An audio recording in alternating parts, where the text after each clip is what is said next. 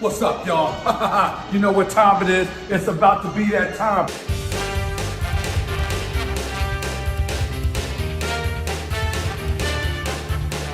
Damn, son, where'd you find this?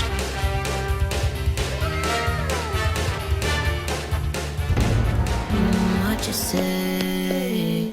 That you only meant well, of course you did. What you say? That it's all for the best, of course it is. Savage. One Piece 1077 is out, and we're back. We're here for it. But someone near and dear to the channel might not be. Shaka, we hardly knew ye. Drip God. But unfortunately, you can't spell drip without R.I.P. Moment of silence for the boy Shaka. In the arms of the angel, fly away from here. Savage. Is he dead? One Piece is probably the only work of fiction where a page could look exactly like the Zapruder film, and we're gonna sit here and say, is he? I don't know. I don't know. We're gonna err on the side of yes, and get into the options of who it could be, and there are a lot more options than we probably think. So let's get into all these factors, and we'll get into some of the other stuff that happens in the chapter. Either way, like, comment, subscribe. If you're feeling the vibe, here we go.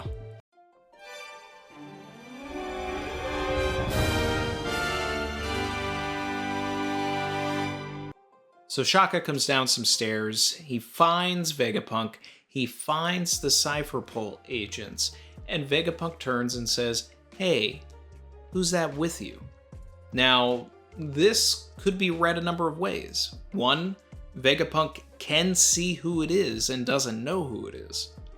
Two, they're shrouded in mystery, and Vegapunk is genuinely trying to figure out who it is. His eyes don't work as well as they used to. Old gray mare ain't what he used to be.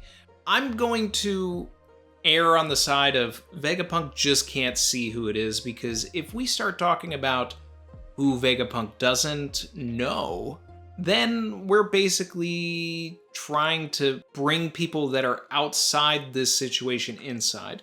And one of the best twists and, like traitor reveals in One Piece, for me, has always been Cypher Pull. The whole Lucci, Kaku, Khalifa, Bluno reveal, it's still my favorite reveal in all of One Piece. Top one. And that's because we were introduced to these characters within that particular arc. There's a number of people that are on this island that could very well be the target. If it's somebody that Vegapunk hasn't seen, then I'm still leaning towards the Blackbeard Pirates getting involved somehow. Even though that gun does not look anything like Van Augur's weapon. I did like what was brought up in the chat, that Mr. Mord suggested this could be S-Flamingo, which would tie, an extra layer because Doflamingo killed their father. If the Seraphim version of Doflamingo wanted to kill their father as well, then there's a tie. So those ideas are all fun. But I want to get into some of the more arc-specific characters, the ones that we have been introduced here that would be more of an interesting twist. I'm going to start with some of the looser ones, and then we'll expand upon some of the better ones.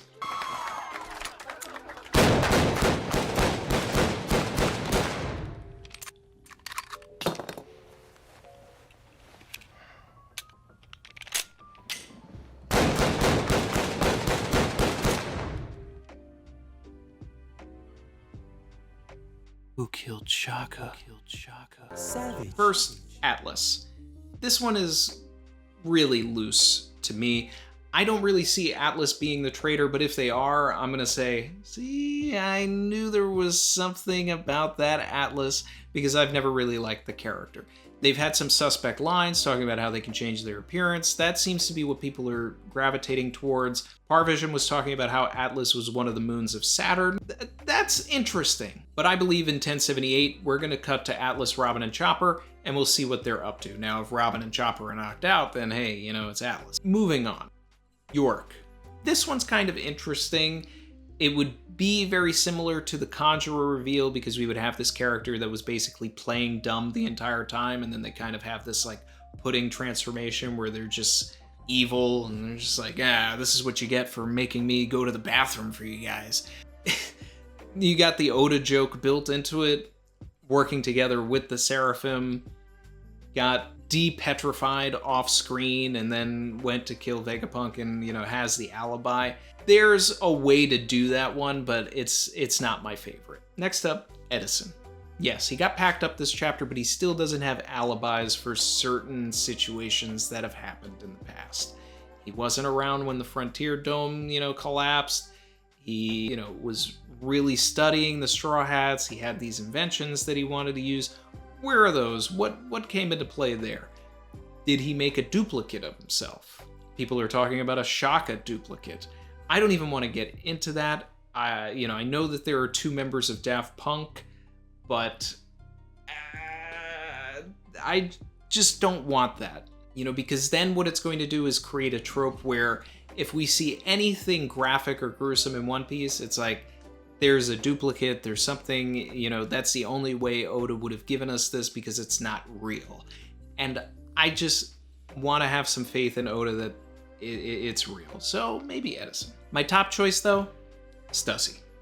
Stussy has been sussy the whole time. We've been talking about this for several weeks now, and it just seems very appropriate. You have a character that's been built up over several arcs. You play the double cross, then we get the triple cross. That they've been working for the government the whole time. They're true to the government. Anything that we've seen of Stussy prior to this moment, pro-government. Kills Dufeld for the Tamate box, the world government will be taking that now. Now, Oda's not going to give away the bag right away and let us know that they're working for Vegapunk and Whole Cake Island. Sure. But if we have the triple cross, then it's like, see, she was always pro-government. So there's ways to make the Stussy traitor work, especially considering that her power is broken. She could be a very powerful nemesis if she was on the other side. And considering that Sanji did a massive speed feat, moving not only a floor up, but an entire building up in what could only be assumed to be a matter of seconds to save Nami, that leaves Stussy alone with Jinbei. All Jinbei's got to do is, get a little bite, then he's taking a nap, Stussy goes downstairs. As always, nobody ever plans for the Straw Hats to show up. So there may have been a plan in place for all of this to begin with, and that's why Cypher Pull was, kept downstairs to begin with. Maybe this is all just one big win for Stussy. She gets the old man, she gets the win for saving everybody. I don't know, we need a little more insight into her character. And in 1078, we need to see Jinbei and Stussy. And if they're together, then, hey, it's not the case. But I still feel like she's the strongest candidate for taking Shaka out. And also, just sweet, sweet vindication, not to dance on my man's grave, but I have been pro Shaka's not the traitor. Just don't see it. It would be I said it before, it'd be top 10 anime betrayals if it ends up being Shaka. And maybe Oda's setting it up that way. No, I'm not even entertaining this. Stop. You're not bad, okay? You're a good guy. Stay that way. But Randy, Oda's foreshadowing it with the drip. He has caution written right on the side of his arm. Oda's telling you, be cautious of this man. No. Okay, rest of the chapter. Zorro has finally put together that there is some Lunarian business going on here. To which everybody responds, hey, you could have told us that sooner. This is reminiscent of Vivi, back when Mr. 2 gets on board, and she didn't let everybody know immediately that it was Mr. 2, but then describes Mr. 2 to a T, and everybody, does basically what they do to Zorro in this particular chapter. One of the fun things here is that Zorro brought out his Lion Song attack, Shishi Son Son. Probably my favorite Zorro attack. It's the one that defeated Das Bones. It's the one that revealed that Kuma was a robot.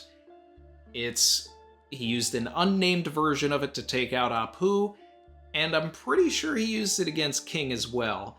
I do need to go back and see. I feel like he used some sort of a version of it.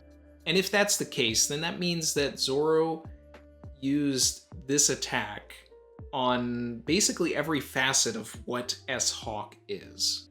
DNA of King, body and DNA of Mihawk, a robot like Kuma, and has the fruit of Da's bones.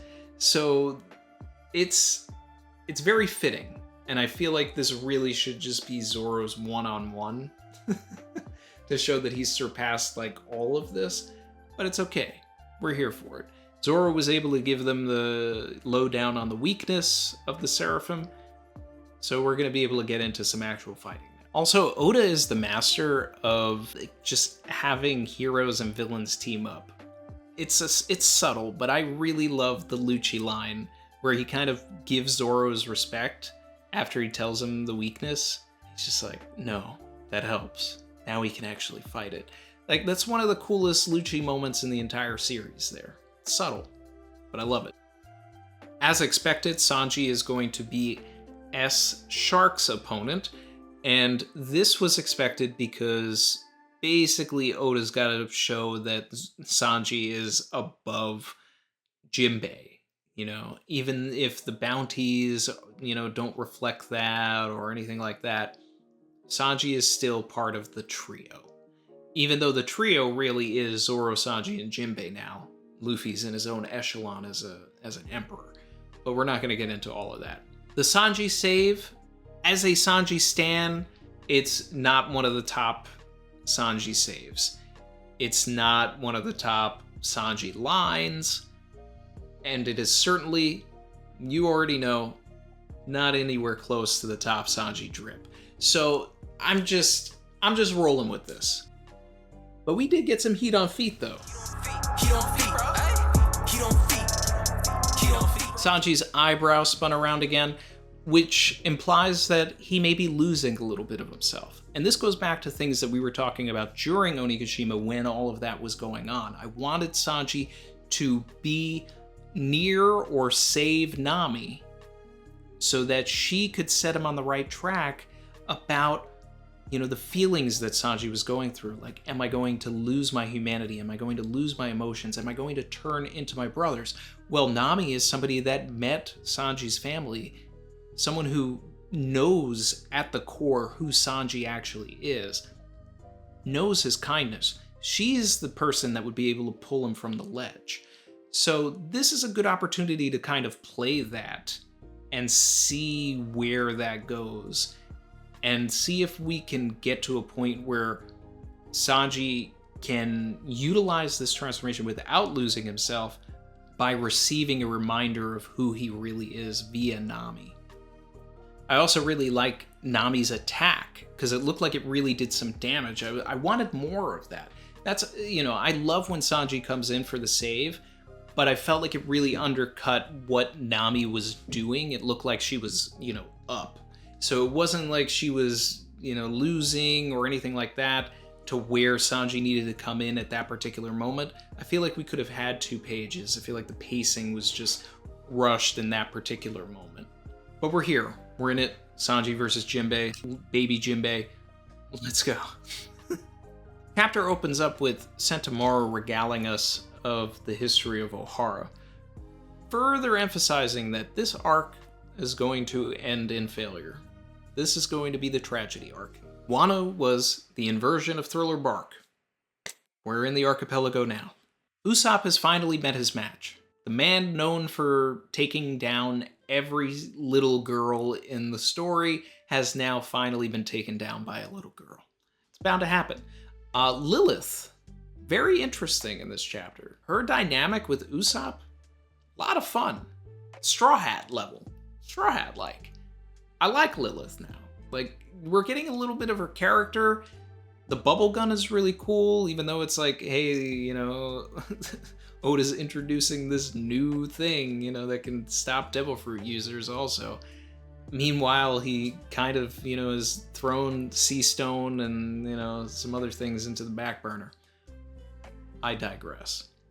Frankie is only half stoned Does this mean that he'll be able to still fight using his left side?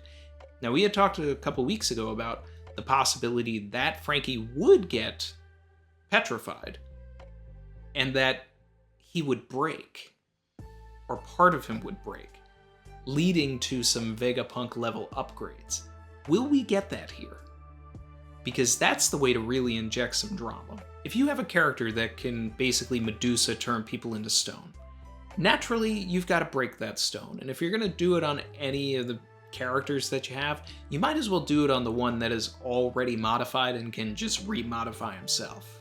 Nobody else is losing a limb out here, but Frankie's already a robot, so what's the harm in that? We also don't know if Pythagoras was turned into stone or not, and where is his body? Is Pythagoras' headless body the one that shot Shaka? Oh my god. I am still shocked that Shaka got shot.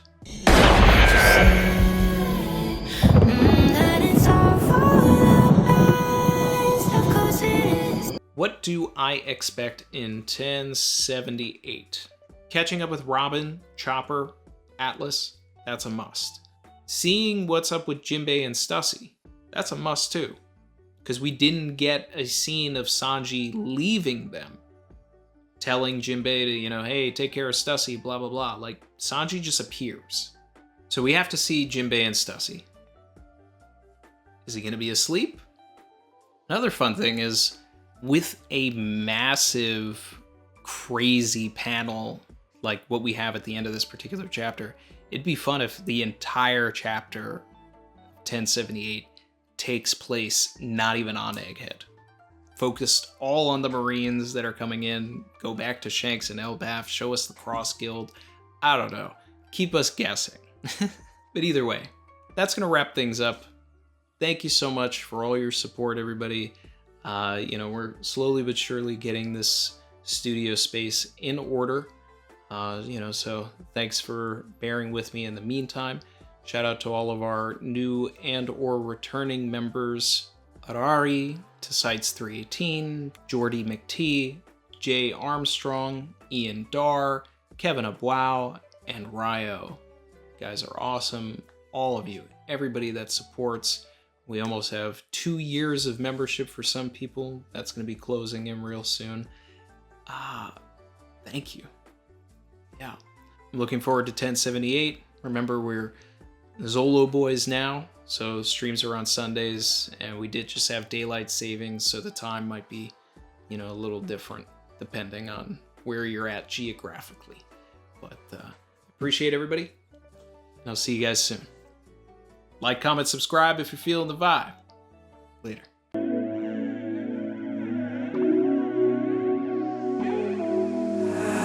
I've been swimming deep, deep. Savage.